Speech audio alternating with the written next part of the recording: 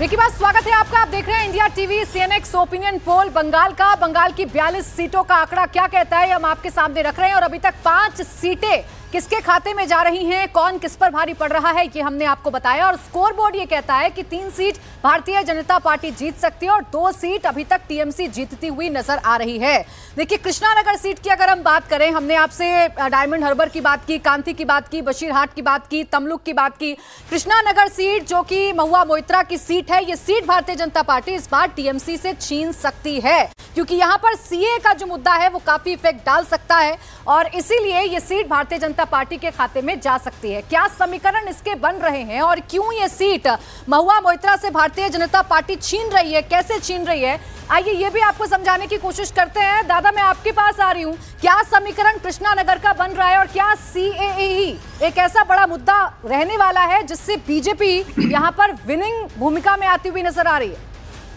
बिल्कुल, मैं सहमत हूं और आपके जानकारी के लिए ये इंफॉर्मेशन है कि जैसे कृष्णनगर के बारे में आपके सर्वे जो नतीजे पे पहुंचे हैं, टीएमसी के अंदर में भी अभिषेक बैनर्जी भी 2-3 ग्रुप से, नॉट ओनली पीकेज ऑर्गेनाइजेशन, 2-3 अलग अलग ग्रुप से भी सर्वे करा रहे हैं। That is a natural practice of all political parties before election. चुनाव के पहले करते हैं। तो कृष्णनगर के बारे में टीएमसी पार्टी के पास भी यही असेसमेंट है कि महुआ कैन नॉट विन। समस्या हो गई है कि ममता बनर्जी जिस दिन वो जो द्रौपदी वाला इशू हुई थी पार्लियामेंट में, और उसके बाद ममता बनर्जी ने पब्लिकली एक वुमेन इशू हो गया था और उसमें एक कमिटमेंट कर दिए हैं कि चुनाव में टिकट देंगे।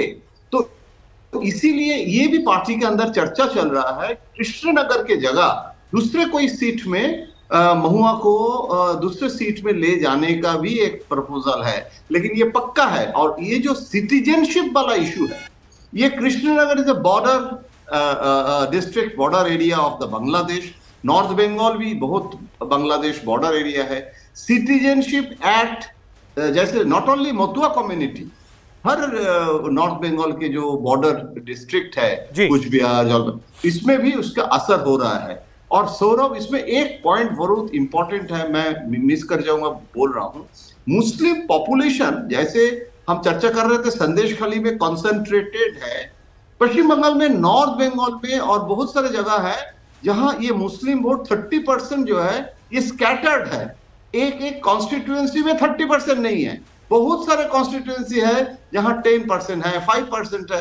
तो वहां अगर ध्रुवीकरण होती है और हिंदू वोट बैंक जो है वो बीजेपी की तरफ जाते हैं, सीपीएम और कांग्रेस मार्जिनलाइज्ड हो जाते हैं, उसमें भाजपा का फायदा हो सकता है। क्योंकि मुस्लिम वोट बैंक सीट वाइज अगर देखा जाए तो उतना वो इफेक्टिव नहीं है। जी दादा, ठीक है दादा, एक और इंपॉर्टेंट सीट की बात करना चाह रहे हैं, इस पर आपकी राय हम लोग लेंगे। बहरामपुर की सीट पर हम लोग बढ़ रहे हैं। कृष्णानगर में एक बार बात करना चाह रहा था कि ये दादा मुझे करेक्ट कर सकते हैं, लेकिन कृष्णानगर जो है पारंपरिक तौर पर सीपीएम की सीट रही है और अभी भी जहां तक मुझे पता है सीपीएम यहां पर कोई कमजोर पार्टी नहीं है। तो दादा हो सकता है इस पे और नहीं। दादा ने देखिए आपको एक इनसाइड इंफॉर्मेशन दी कि महुआ मोइत्रा की सीट महुआ मोइत्रा हार जाएंगी। ये टीएमसी को भी अपने इंटरनल सर्वे में यही पता चला है। अब दिक्कत यह है कि ममता बनर्जी उनको चुनाव लड़ाना कमिट कर चुकी हैं, तो उनको कौन सी सीट और दी जाए, ये इस पर चर्चा चल रही है। बहरामपुर, पिछली बार भी कृष्णानगर सीट बीजेपी लगभग जीत गई थी, कुछ ही 5% वोट ही लगभग ज्यादा मिली थी महुआ मोइत्रा को। बहुत क्लोज फाइट था पिछली बार भी बीजेपी लगभग जीतते रह गई थी। इस बार क्या है, जो संदेश खाली का मुद्दा, वहां भी एक लगभग 23% दलित वोट है वहां पे, तो वो एक बहुत बड़ा इंपॉर्टेंट फैक्टर बन के उभर रहा है। जो हम लोग मथुआ वोटर्स की बात करते हैं, वो एक फैक्टर बन के आ रहा है। मैं जरा 2-3 इंपॉर्टेंट सीटें बता दूं भावेश, फिर मैं आपके पास आता हूं। देखिए अगली सीट बहरामपुर की सीट है। बहरामपुर मतलब अधीर रंजन चौधरी, ये बिल्कुल सिनोनिमस हो गई है उनके नाम के साथ। बहरामपुर लगातार अधीर रंजन चौधरी जीत रहे हैं।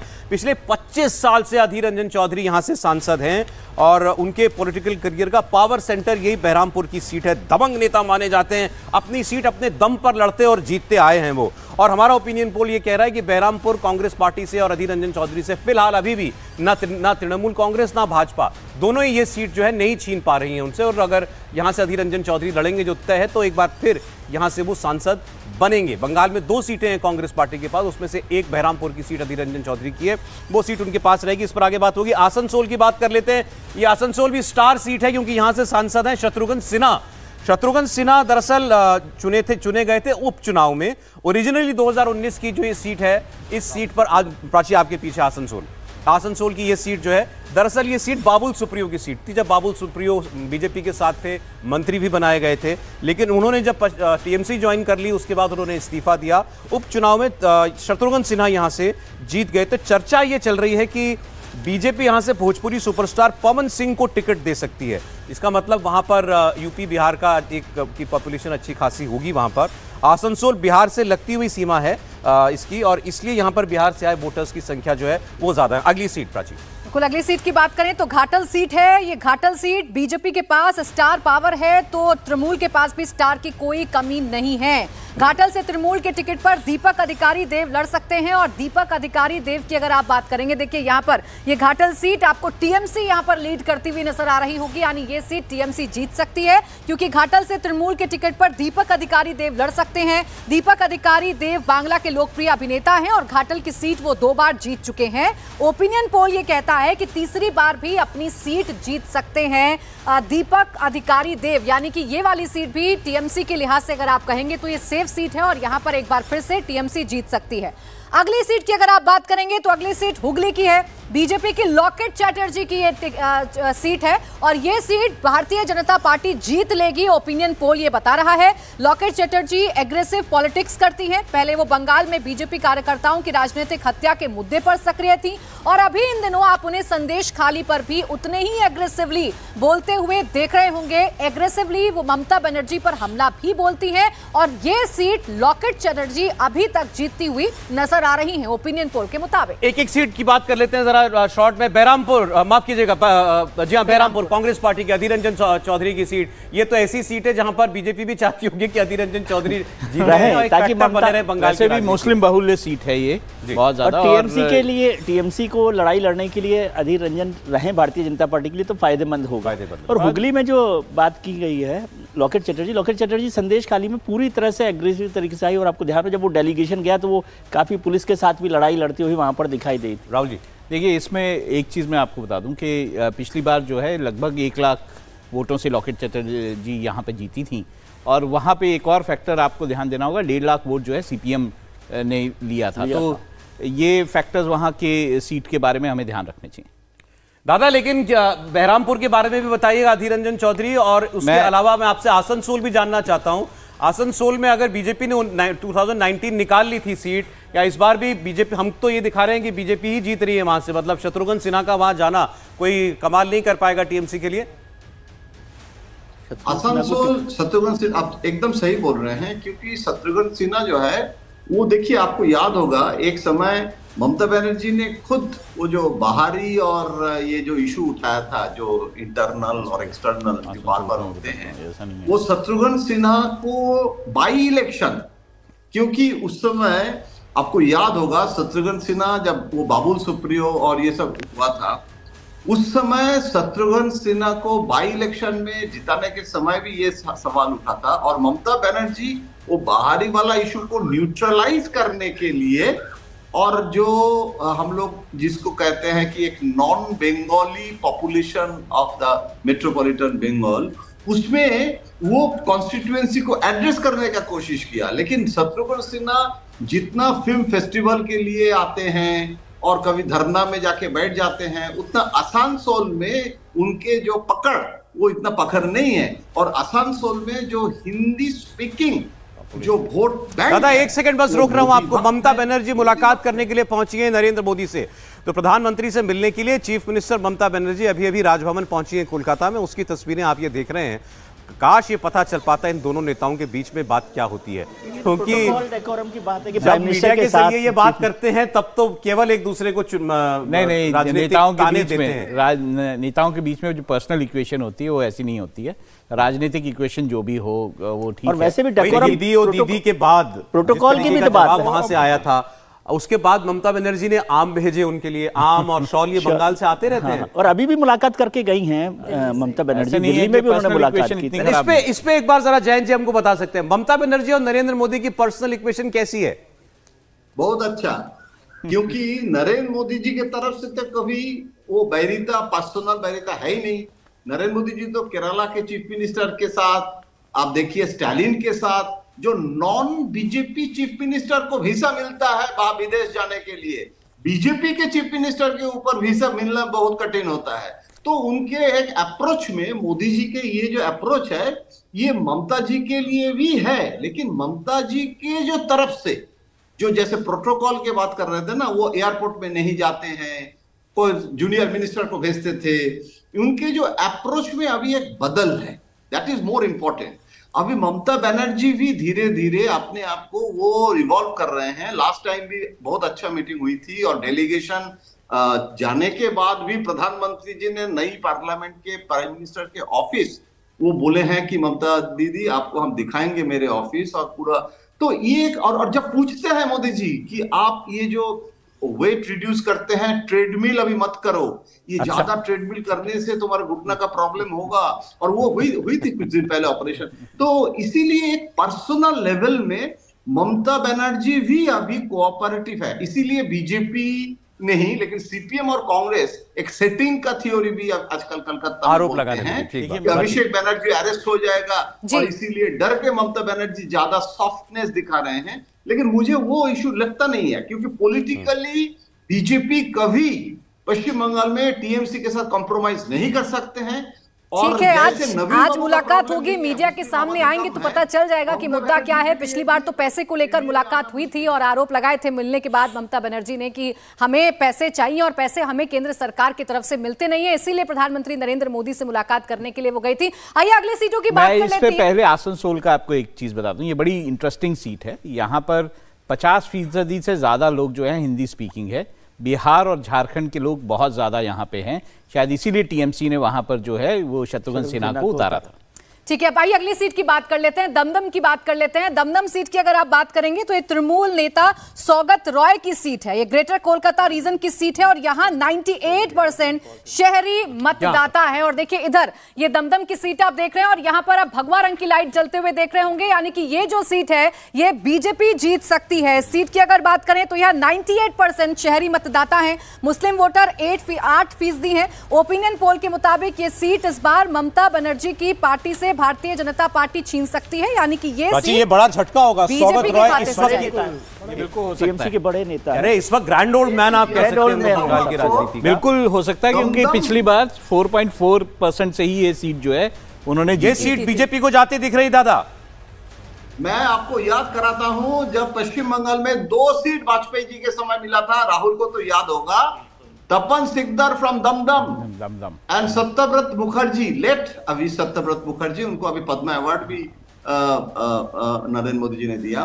That they are both ministers in Krishnanagar and Dum Dum, these are the 2 seats. And Dum Dum में रिफ्यूजी जो कम्युनिटीज हैं, बांग्लादेशी जो है वहां कम्युनिटी, हिंदूज, एक स्ट्रॉन्ग बेस है भाजपा का।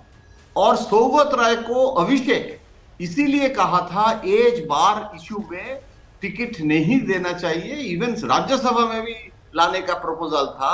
लेकिन ममता बनर्जी उस समय ओल्ड स्कूल न्यू स्कूल का जो डिबेट हुआ था, इसीलिए अभी भी मुझे पता नहीं है कि सौगत राय का जो नॉमिनेशन है वो इशू अभी भी इंटरनली एक सवाल है डिस्कशन। ठीक दादा, देखिए अब 10 सीट की चर्चा हम कर चुके हैं, उसमें 6 में भाजपा जीतती हुई हमको दिखाई दे रही है सर्वे के अंदर, 3 पर टीएमसी और 1 पर कांग्रेस पार्टी। अगर ये ट्रेंड कंटिन्यूड रहता है 42 सीटों पर तो बीजेपी इसका मतलब बड़ी जीत की ओर बढ़ती हुई दिखाई दे रही है। लेकिन उसके लिए आगे की और काफी सीटों की चर्चा हम लोगों को करनी पड़ेगी। अगली सीट जहांगीरपुर की सीट है। जहांगीरपुर मतलब लेट प्रणब मुखर्जी की सीट। 2004-2009 प्रणब मुखर्जी यहां से जीते थे, राष्ट्रपति बने तो उनके बेटे यहां से सांसद बन गए थे।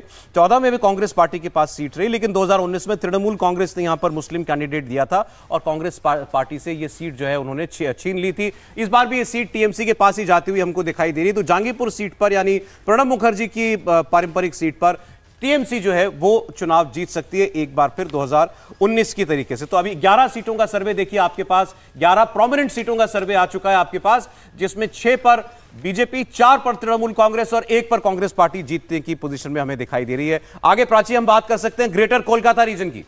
बिल्कुल, ग्रेटर कोलकाता रीजन की एक बात मैं कहना चाहता हूं कि दादा के साथ प्रणब मुखर्जी पर कुछ आपको सुनना चाहिए। उनका बहुत उनके साथ उनका बहुत अच्छे संबंध थे, उनसे जरूर जहांगीरपुर जो है ऐसी सीट है जहां का आपने जिक्र कर दिया। दादा विंग दादा तो हम थोड़ी लिबर्टी ले सकते हैं। नहीं, उनसे बहुत अच्छे संबंध थे। प्रणब मुखर्जी को जानने वाले लोगों के अब पास अनेक किस्से होते हैं। अभी तो उनकी बेटी ने किताब लिखी है। मैं दादा एक चीज पूछना चाह रहा था, प्रणब मुखर्जी से ऐसा कोई नहीं होगा जिसने डांट नहीं खाई होगी या रिपोर्टर्स में से, कभी आपके साथ कुछ हुआ है क्या ऐसा?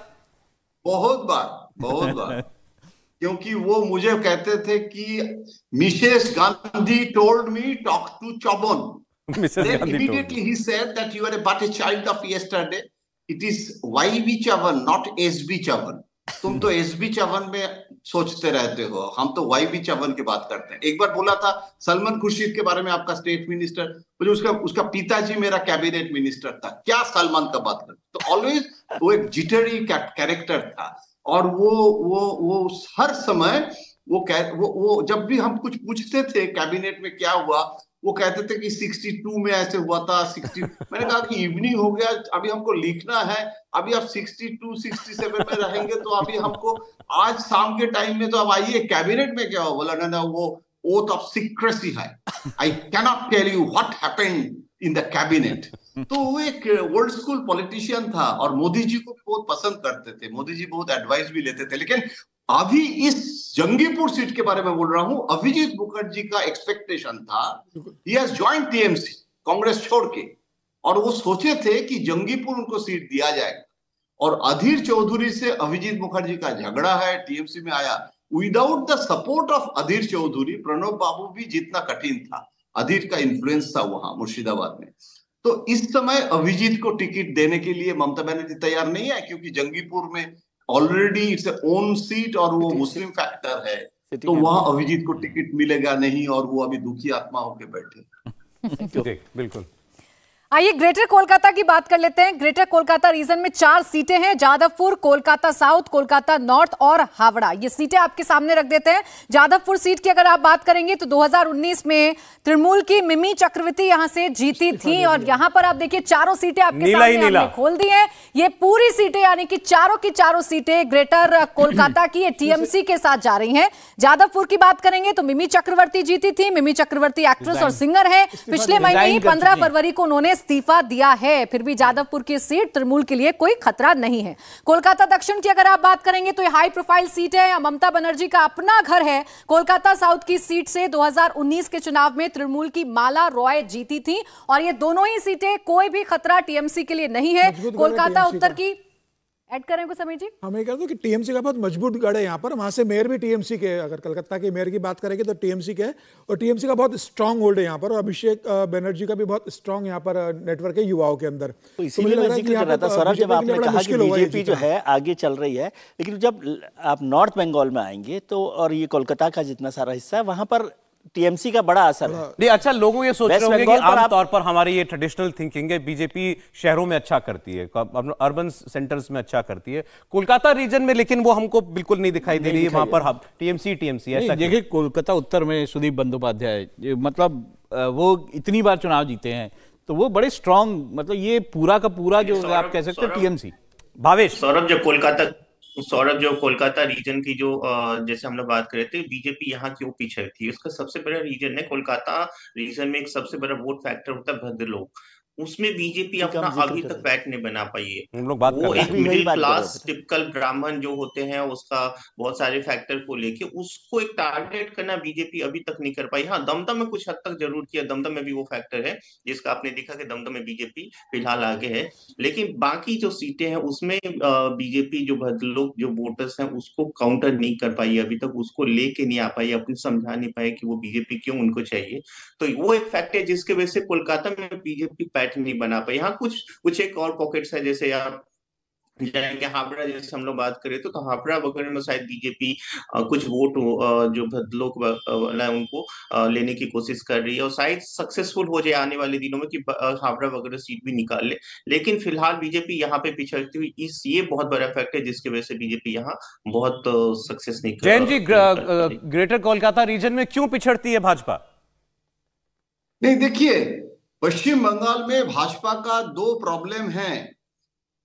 भाजपा का नरेंद्र मोदी जी के बारे में बंगाली भद्रलोक बहुत एक स्ट्रॉन्ग अफेक्शन इवॉल्व किया है।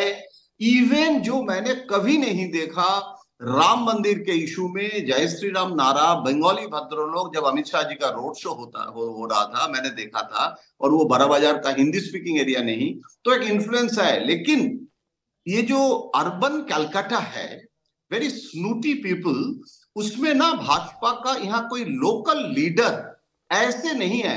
Suvendu is also not a urban character, Sukanta Majumdar is also from north Bengal. ये लोग हम कहते हैं ये अर्बन कैलकेशियन नहीं है। तो ये जो एक फैक्टर है ना लीडरशिप का, मोदी जी का जो यूपी में जैसे योगी जी है, तो मोदी जी का जो मैसेज कम्युनिकेट करने के लिए एक लोकल लीडरशिप का जरूरत होता है और संगठन का जरूरत होता है। दोनों कलकत्ता में नहीं है। और सीपीएम के जो लोग फ्रस्ट्रेटेड होकर भाजपा को सपोर्ट करते हैं, वो एक बड़ा कलकत्ता का कम्युनिटी है, लेकिन उनके घर घर में जाना, कैंपेन करना, ये संगठन का जरूरत होता है। आरएसएस भी नॉर्थ बंगाल में more active, Purulia, Krishnanagar, border area में।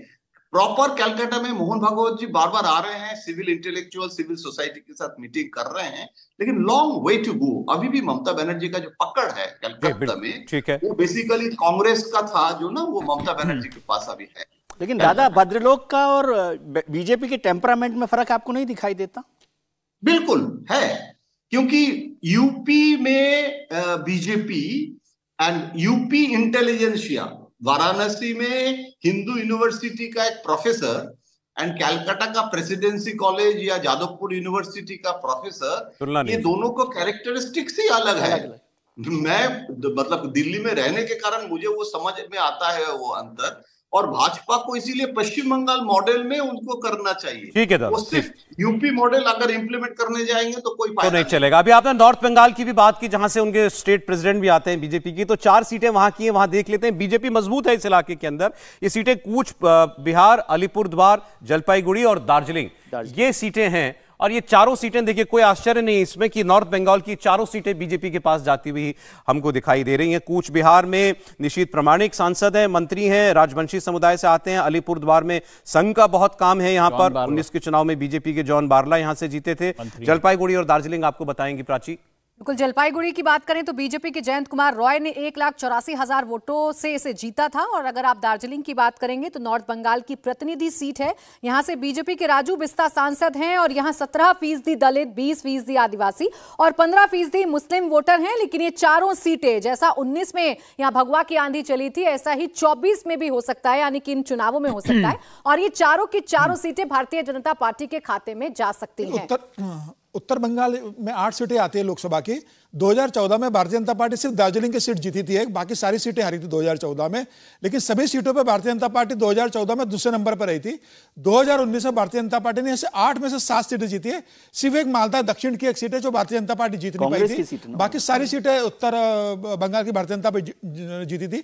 तो भारतीय जनता पार्टी का बहुत स्ट्रॉन्ग होल्ड है उत्तर बंगाल के अंदर, और मुझे लग रहा है वो कंटिन्यू रहने वाला है। भारतीय जनता पार्टी इस बार लगभग मुझे लग रहा है कि 7-8 सीटें उत्तर बंगाल की जीतने वाली है। और दार्जिलिंग जसवंत सिंह भी जो है दार्जिलिंग से लड़े थे। और देखिए दार्जिलिंग का खास बात है कि 2009 में कोई और लड़ा, 2014 में कोई और लड़ा, कोई और लड़ा, भी वहां पर रहे। तो इसका मतलब ये जो सीट है ये अपने आप में ही बीजेपी की सीट, इंडिविजुअल मैटर नहीं करता, इंडिविजुअल मैटर नहीं। इस बार हर्ष सिंगला लड़ रहे हैं। हर्ष सिंगला विदेश सचिव, पूर्व विदेश सचिव, पोस्टर भी लग गया है दार्जिलिंग में। अच्छा, तो दार्जिलिंग में ऐसा क्या है दादा जो बीजेपी, जो लोग वहां बीजेपी को नहीं छोड़ते? TMC may not give any candidate for that. जो गोरखा का इशू है वो उससे बीजेपी अपने आप को कनेक्ट करती है। मेरे ख्याल जो काफी दिनों से जो उसकी मांग चली अलग गोरखा लैंड को लेकर, जिसके लिए बीजेपी बहुत दिन से उसको बैक कर रही है। पहले भी इसको लेकर बहुत प्रोटेस्ट हुए, बीजेपी उसके साथ ही प्रोटेस्ट में भी थी। और बीजेपी वहां के जो बड़े लीडर थे पहले उस गोरखा जनमुक्ति मोर्चा के, उनको अपने साथ रखे, वो अलायंस में भी पहले थे। हाल फिलहाल उससे बहुत ज्यादा डिवीजन देखा गया, लेकिन अभी भी जो अमूमन जो एक पॉपुलेशन जो है, जो पॉपुलर जो लोग हैं वहां को अभी भी बीजेपी के साथ। नॉर्थ बंगाल का भी बताइएगा भावेश यार, क्या है ऐसा जो बीजेपी के लिए काम करता है? एक इंपॉर्टेंट बात जोड़ देता हूं कि यहां से अभी भारतीय जनता पार्टी ने राज्यसभा भेजा है अनंत महाराज को, वो उत्तर बंगाल से ही आते हैं, वो कोच राजवंशी के समुदाय से आते हैं, वो 30% वोट बैंक के उस ये भी हम बहुत सुनते हैं। राजवंशी भारतीय जनता पार्टी ने पहली बार बंगाल से किसी को राज्यसभा भेजा है, महाराज को भेजा है, और यही कारण रहा कि भारतीय जनता पार्टी को वहां पर एक बड़ा बेनिफिट मिल रहा है। कोच राजवंश का vote bank Bharatiya Janata party के पास अनंत महाराज के कारण शिफ्ट हो रहा है। भावेश नहीं, बिल्कुल सही कह रहे हैं। जो नॉर्थ बंगाल में जो लगभग 8 सीटें के अलावा जो उसके आसपास ही बहुत सारे लगभग 12-13 सीटों पे राजवंशी समुदाय का अच्छा खासा असर है। लगभग किसी सीट पे तो 20-25% तक है, तो उस पे काफी ज्यादा असर है। और जब उनको राज्यसभा नॉमिनेट किया गया था तो बीजेपी के माइंड में यही था कि उस वोट को और कंसोलिडेट किया था।